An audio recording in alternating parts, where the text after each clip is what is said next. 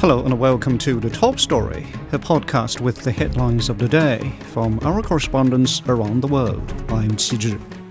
Coming up in this edition, Russia is hosting the BRICS Summit in Gaza, marking the first leaders' meeting since the group's expansion to 10 members.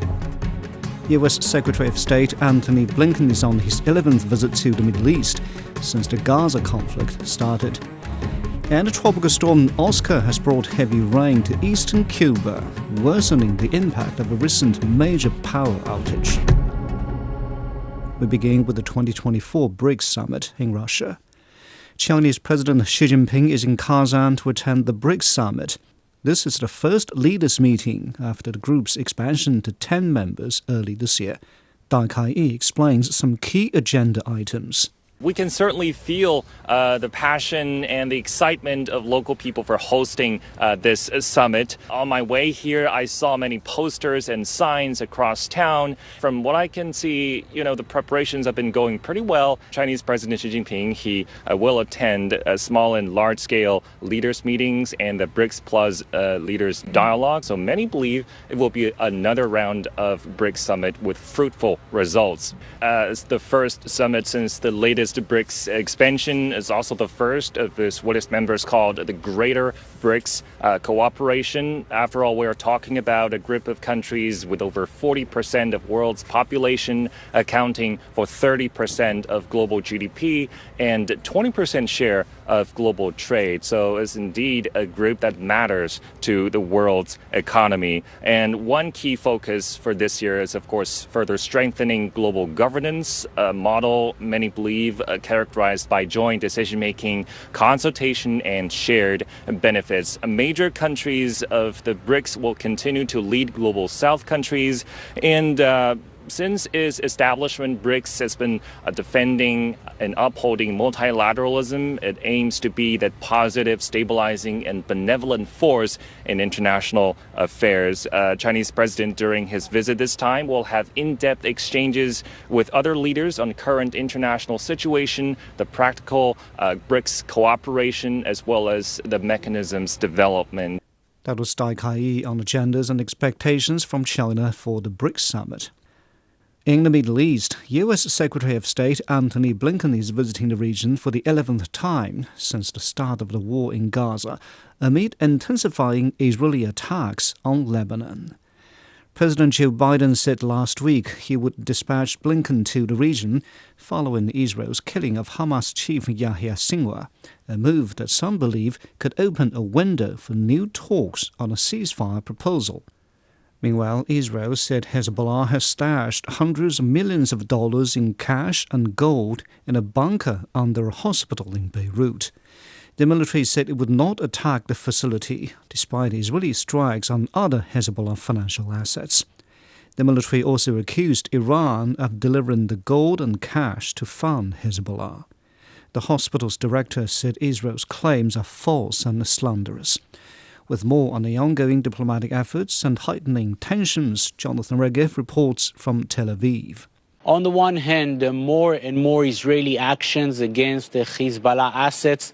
On the other hand, a diplomatic push to try and find some kind of a ceasefire, major Israeli actions against the financial lifeline of Hezbollah. And the IDF spokesperson, Rear Admiral Daniel Hagari, pointing at a specific bunker in Beirut under a hospital. According to the IDF spokesperson, this bunker deliberately hid under a hospital. And in that bunker, according to Rear Admiral Daniel Hagari, are no less than $500 million US, whether in cash or in gold, money transferred directly from Iran to Hezbollah. The U.S. envoy to the region, Amos Hochstein, was on Monday in Beirut meeting with the Lebanese officials, among them the head of the Lebanese parliament, Nabih Berri, who has close ties to Hezbollah. And after that meeting, Nabih Berri saying that Hezbollah is open to ideas, to discussions regarding a ceasefire, regarding the implementation of UN Resolution 1701. And U.S. Secretary of State Antony Blinken is meeting Prime Minister Benjamin Netanyahu. So perhaps that would be the American pressure on Israel to try and move to a ceasefire. That was Jonathan Regev in Tel Aviv. In South America, China has handed over the presidency of the United Nations Biodiversity Conference to Colombia. Environment Minister Juan Rencho announced the opening of COP16 and passed the symbolic gavel to his Colombian counterpart. He also noted the urgency to preserve biodiversity. China hosted part 1 of the last biodiversity meeting in Kunming in 2021. This year's gathering is calling for increased funding to address biodiversity loss. Michelle Begu reports. Representatives of Colombia's 115 indigenous communities helped open the first plenary session of the United Nations Biodiversity Conference on Monday. You are Mother Nature. Their presence in the city of Cali is more than just for ritual. The COP15 Biodiversity Conference in 2022 set a goal to ensure the involvement of indigenous peoples and local communities who are often at the front lines of the world's biodiversity hotspots. Colombia's Minister of Environment said that one of the government's 4 goals for a successful COP16 conference is to approve a plan for the participation of indigenous and local communities in the conservation of biodiversity. This implies political empowerment of those who we like to call the guardians of peace, as they are in the front lines of the crisis and care of our world biodiversity. COP16 wants to distinguish itself as the conference that will define action plans. Colombia published their Biodiversity Action Plan at the start of the conference, but as the plenary sessions kicked off, officials said 33 out of 196 countries filed their national conservation plans to the UN Biodiversity Secretariat. It's not just an environment ministry that can draft a plan and adopt it. It needs ministries from across government to be part of that, with the energy, agriculture, industry, economy, development. So many of them need to come together and need to form a common vision and engage with civil society actors, including business, including indigenous people, to make a good strategy. And it was clear that this would take time. At the first plenary session, China also handed the rotating presidency officially to Colombia, who will lead COP16 and efforts to push for biodiversity conservation in the coming years. Biodiversity is the basis of human survival and development, the blood vein and foundation of the community of all life on Earth.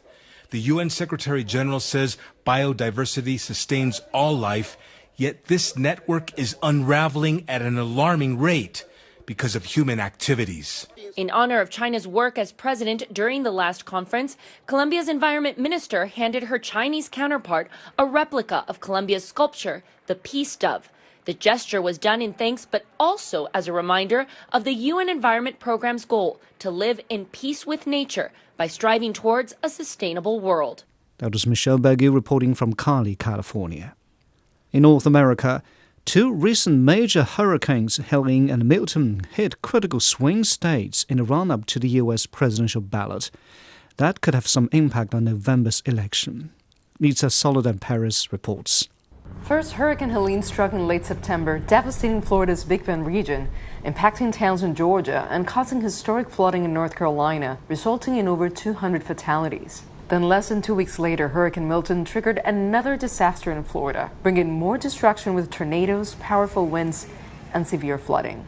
As these storms unfolded, many wondered how voters in these areas would manage to cast their ballots. Early in-person voting began statewide last Thursday in North Carolina, where mountainous regions still lack power and clean water after Hurricane Helene's flooding.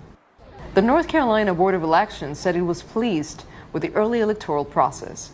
I am here today to tell you that this morning, in-person early voting opened as expected in all 100 North Carolina counties.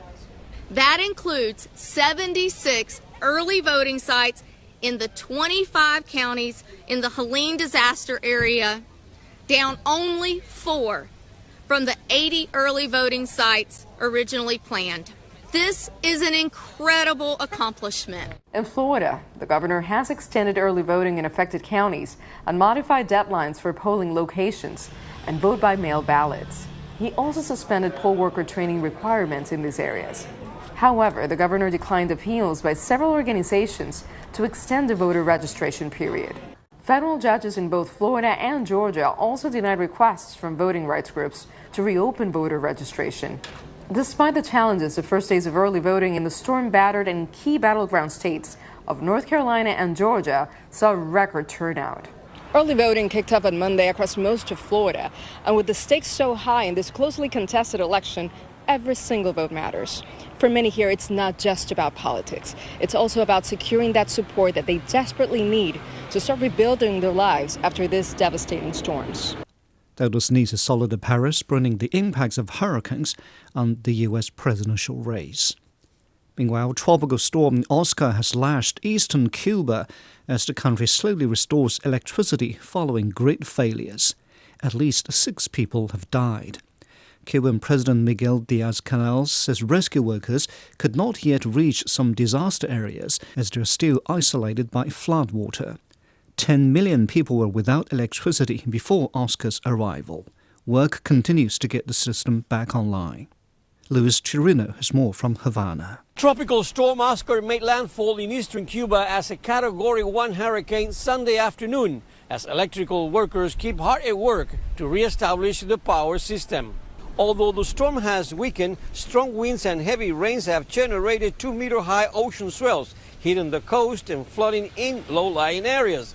Authorities say Oscar has caused major damage to Cuba's infrastructure, homes, and agriculture. Preparations for the recovery are already underway. Cuban President Miguel Diaz-Canel made a TV appearance at the National Defense Council to address the collapse of the national grid and the impact of Hurricane Oscar.